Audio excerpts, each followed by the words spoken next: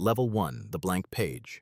The envelope arrives with no return address. Inside a time, a location, and 4 words. Don't be late. Come alone. You've been recruited before college internship programs, the kind of thing that looks good on a resume. This is different. The man who interviewed you didn't smile once. He didn't take notes. He just watched you for 45 minutes while you answered questions about your father's finances, your ex-girlfriend's political views, and whether you'd ever felt the urge to disappear. You said yes to the last one. That's why you're here. The building looks like a regional insurance office outside of McLean, Virginia. No flags, no seals. A parking lot with cameras you're not supposed to notice, but do. You notice everything now. That started the moment you opened the envelope. You're 24. You have a degree in international relations and a minor in Farsi. You ran track. You have no criminal record, no debt, and no one in your life who would immediately call a lawyer if you vanished for 6 months. They know all of this already. Inside, a woman with a laminated badge and no expression hands you a non-disclosure agreement that runs 31 pages. You sign it. You don't read it. Nobody does. Reading it isn't the point. Signing it is. The point is that you've just traded a version of yourself for access. You don't know what you've traded yet. That's also the point. Your first 6 weeks are administrative. Psychological profiling, physical assessments, language evaluations. You sit in beige rooms and answer hypothetical questions about trolley problems and foreign nationals and whether certain outcomes justify certain methods. You answer the way you think they want. They already know that, too. By week 7, they start calling the program something with initials. You don't know what the initials stand for. You don't ask. Asking is the first thing they screen out of you. Not directly, not with a rule, but through a pattern of silence every time someone asks something that doesn't need answering. You learn quickly. You are level 1. You know almost nothing. You are trusted with almost nothing. But you're inside the building, and that already puts you in a category most people on Earth will never access. At night in your studio apartment, the one with the lease that roots through a shell company you'll never see paperwork for, you sit on the edge of the bed and feel something you don't have a word for yet. Later, you'll call it activation. Right now, you call it nerves. Level 2, the apprentice. Your first real handler is a man named Reeves. He doesn't use a first name. You don't know if Reeves is his real last name either. He's 50-something flat eyes, the kind of quiet that comes from having said every version of everything already and deciding most of it wasn't worth the breath. Reeves teaches you 3 things in the first week. 1, information is the only currency that doesn't depreciate. 2, everyone has a profile. Your job is to read it faster than they build it. 3, the mission file is never the whole mission. You run surveillance on a Turkish diplomat in D.C. for 11 days. You sit in a parked car eating vending machine sandwiches and logging every contact he makes. You photograph 17 meetings. You file reports. You don't know what any of it is for. When you ask Reeves what comes next, he tells you nothing comes next for you. Your piece of the puzzle isn't your puzzle to solve. You file that away. You travel for the first time under a cover identity, a commercial analyst named David Marsh from Portland. You carry a passport that looks real because it is real issued through channels that don't officially exist. You spend 4 days in Istanbul watching a building. Nothing happens. You come home. Reeves tells you that was a good operation.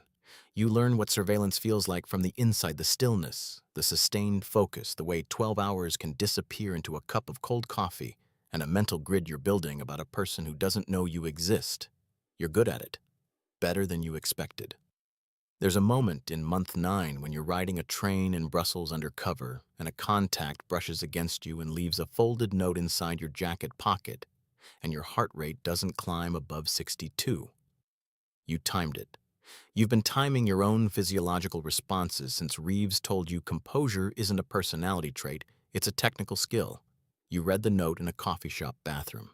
You memorize it. You flush it. Back in Virginia, you debrief for 3 hours. Reeves says 4 words afterward. You're doing fine. Good. From Reeves, that is extraordinary. You get a small raise. Nothing that shows up in a way your family would understand if they looked at your tax return, which they won't, because you've already started shaping the story of your life into something that creates no useful surface area. You tell your mother you work in government consulting. She tells her friends you work for the State Department. You let it stand. The first compromise feels like nothing. That should worry you. It doesn't. Level 3. The operator. You have a code name now. It's not dramatic. It's not a predator or a color. It's a common noun that means nothing to anyone who might overhear it. That's exactly why they chose it. Operational names aren't about identity. They're about erasure. You've been assigned to a unit that doesn't appear in any organizational chart. Not a redacted chart. Not a classified chart. Any chart. The unit operates under a budget line that runs through a defense contractor in Herndon that employs 11 people and has never done a single hour of defense contracting. The work is different now. You're not watching anymore. Your first active operation runs across 4 countries over 6 weeks. You are one of 3 field officers. You don't know the others' real names, and they don't know yours. You communicate through dead drops and encrypted apps that wipe after 60 seconds. The target is an arms broker who facilitates transfers between a Gulf state ministry and a militia in West Africa.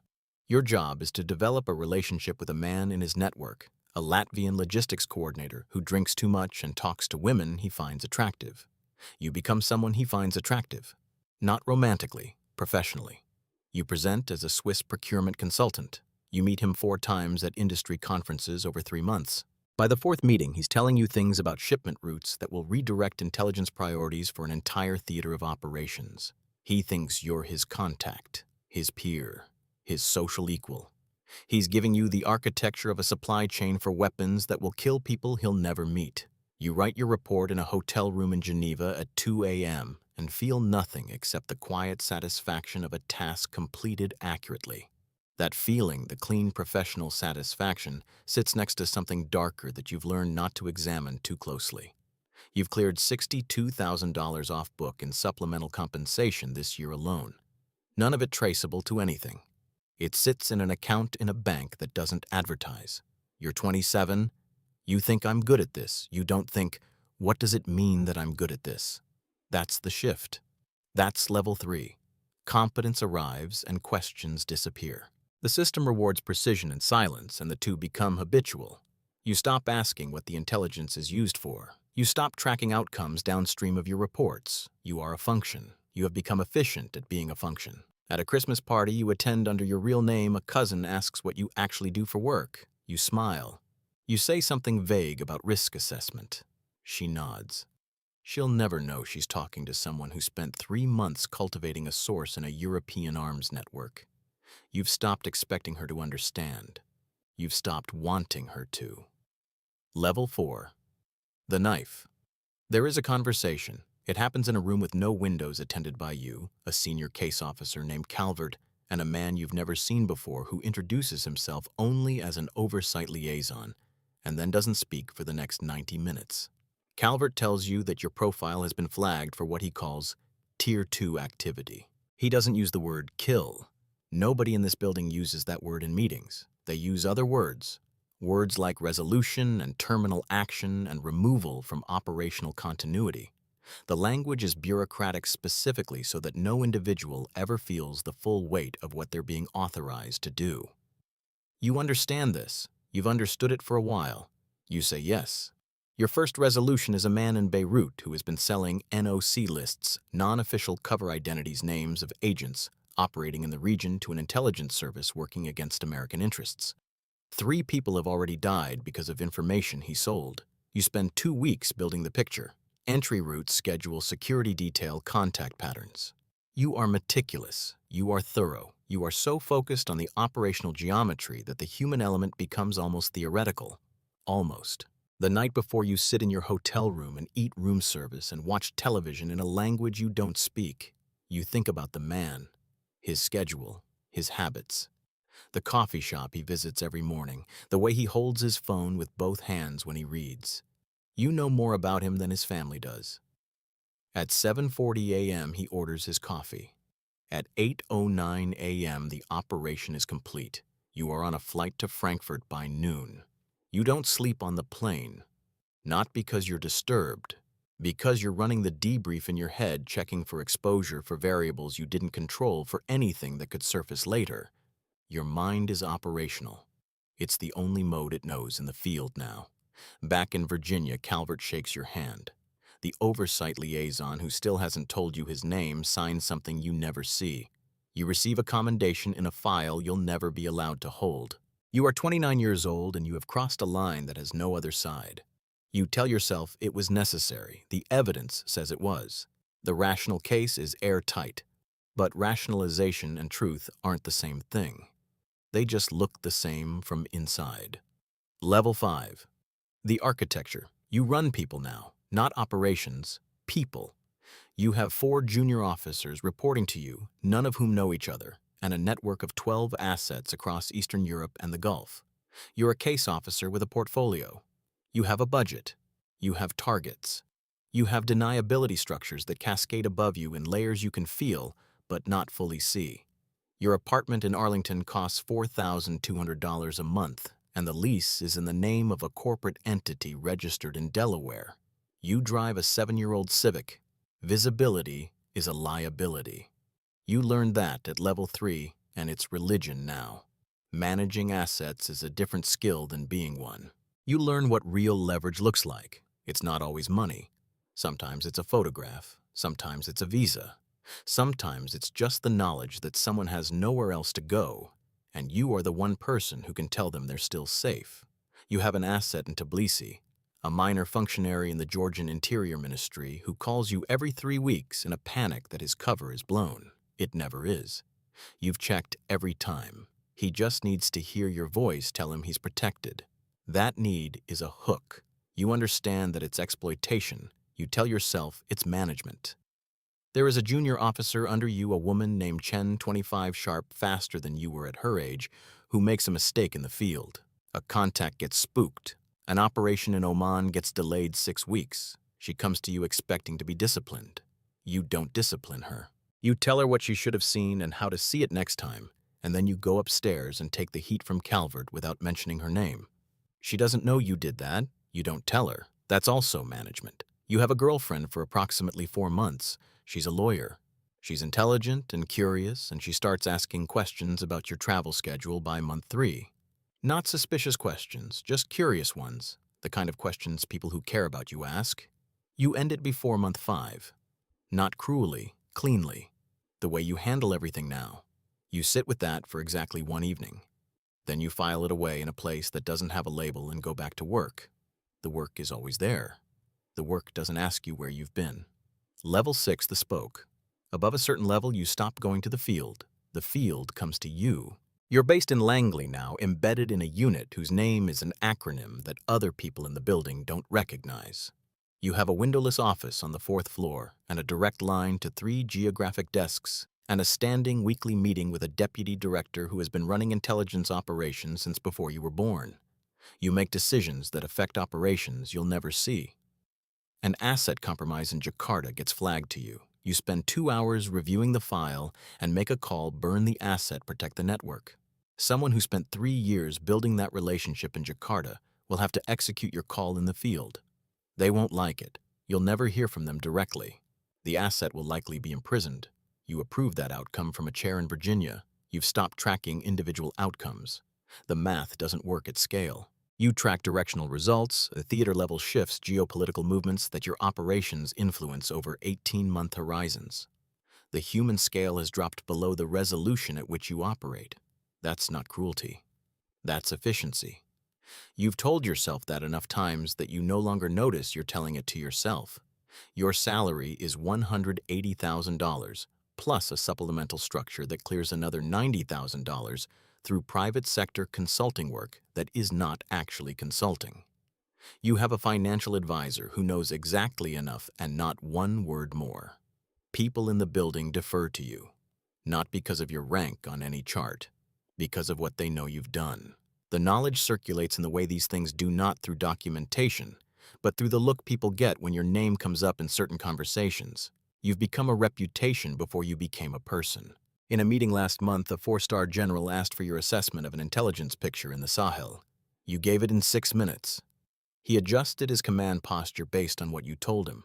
You drove home in the Civic. You ate leftover Thai food. You went to sleep at 10:45 p.m. Power at this level is completely invisible from the outside. That's how you know it's real. Level 7. The architect. There are 8 people in this meeting. No staffers, no aides, no one standing against the wall with a tablet. Just 8 people in a room on the 7th floor of a building that doesn't appear on public organizational maps sitting around a table that has no name. Plaques, no water pitchers, no formality of any kind.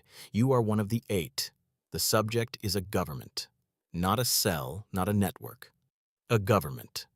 A sitting administration in a country with a population of 30 million.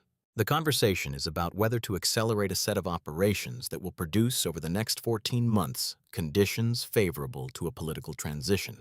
Not a coup. That's an old word and a crude instrument. What you're discussing is more like atmospheric engineering. Leak certain documents to certain journalists, redirect certain financial flows, facilitate certain conversations between certain opposition figures who think they arrived at their positions naturally. The administration in question is not committing atrocities. It is not building weapons that threaten America. It is pursuing trade and resource policies that create friction with U.S. strategic interests. That is the whole reason. You have done more consequential things for less reason. You contribute 14 minutes of analysis to the conversation. You are specific. You are rigorous. Your points land. 2 of the other 7 take notes when you speak. The meeting lasts 2 hours and 12 minutes. You drive home, you stop at a grocery store. You buy milk eggs, a rotisserie chicken. The man in line behind you is complaining about a parking ticket. You think I just participated in a decision that will reshape the political structure of a sovereign nation. You think I need to get the car washed. Both thoughts are equally present. That's level 7. The capacity to hold enormous consequence and complete normalcy in the same moment without either one destabilizing the other. It took years to build. It costs things you can calculate and things you cannot. You have no close friends. You have 2 estranged family relationships and 1 sibling who stopped calling when you missed the 3rd consecutive holiday without a real explanation. You have colleagues you respect. You have no one who knows you. The work is everything, because the work is the only context in which you are completely, fully real. Everything else is performance. Level 8, the ghost. You've been removed from the org chart for 3 years. Not fired, not retired, removed. There's a difference that most people will never understand because most people will never be in a position to need to. You exist in a category that has no civilian equivalent. You are not an employee. You are not a contractor. You are a resource, a highly specific, extraordinarily experienced, unreplicable resource that gets access through a single point of contact who communicates with you through a protocol that changes every 90 days. You don't go to Langley anymore. Langley comes to you in the form of encrypted files and occasional visits from people who arrive in unremarkable cars and leave without signing anything.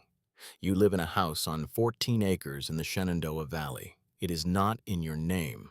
You have maintained 3 clean identities in parallel for over a decade, and each one has a credit history, a medical record, a digital footprint. Any one of them would survive moderate scrutiny. You are 61 years old. You have personally overseen authorized or enabled operations on 6 continents. Some of them are in history books now attributed to other causes. A coup that the world calls a popular uprising. A peace agreement that looks spontaneous but wasn't. An assassination that was ruled a heart attack and is in no file that a journalist will ever touch. You know what actually happened. So do 4 other people probably. You don't feel the weight of it the way someone watching a movie about your life would expect. It doesn't arrive at night like a reckoning. It sits with you evenly integrated into who you are so completely that separating it out would be like trying to remove a color from white light. What you feel more than anything is distance. From everything. You have a dog, a 7-year-old German Shepherd named Nothing Dramatic, just a name. You walk him at 6 a.m. every morning on a trail that runs through the trees on your property. In those 30 minutes, you are aware of the bird song, the temperature, the weight of your own footsteps. You are aware that this is the closest you come to peace. There are men and women who would pay extraordinary sums to know who you are and what you know. There are governments, not adversarial governments, allied governments who have tried and failed to identify what they call the unnamed coordinator behind a specific set of operations between 2019 and 2023. They're looking for an institution. It's just you, a man walking a dog at dawn. The last request that came through the protocol asked for your assessment of an intelligence picture developing across 3 countries simultaneously. You took 72 hours. You read everything. You submitted 4 pages. The 4 pages redirected an operational posture that affects approximately 8 million people. You build nothing. Currency stopped mattering at level 6. What you run on now is harder to name, not pride, not ideology. Something closer to the pure momentum of being the only person who can see a thing clearly and the reflex built over 4 decades to act on what you see. Competence as identity. The operation as the only self that ever fully existed. Somewhere in the house there is a photograph of yourself at 24, standing outside a building in McLean. You look uncertain in it. Ready but uncertain. You don't look at the photograph often. When you do, you don't recognize the person, not because he looks young, because he still thinks the world has a shape he can understand. The cycle, somewhere tonight, a 24-year-old is sitting in a beige room outside of McLean, Virginia. He has a degree in international relations. He ran track. He speaks 2 languages. He has no debt, no criminal record, and no one in his life who would call a lawyer if he disappeared for 6 months. He just signed 31 pages without reading them. He feels something he doesn't have a word for yet. He'll call it nerves. He thinks this is the beginning of a career. He doesn't understand what he's standing at the beginning of. He doesn't know what the work will ask of him. He doesn't know what he'll give it. He doesn't know that the giving is gradual, so gradual it feels like choice at every stage right up until the moment it doesn't. He'll be good at this, better than he expects. And somewhere in a valley in Virginia, a man is walking a dog through the trees at first light. He knows exactly what comes next for the kid in the beige room. He doesn't warn him. That's not how the system works. The system works because nobody warns you, and the door closes behind the new one, just like it closed behind you.